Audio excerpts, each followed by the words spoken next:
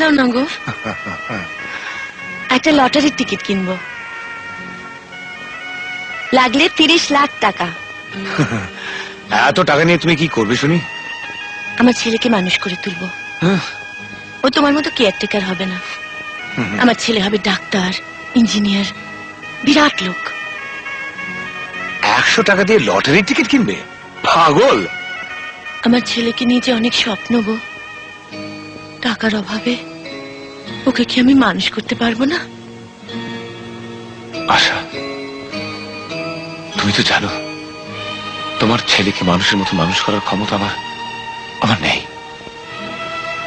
তোমার স্বপ্নকে সামনে রেখে তাই তুমি ওকে পরের হাতে তুলে দিয়েছি। এই যে দাদা, বৌদির নামে একটা নিয়ে নিন, কালকেই খেলা।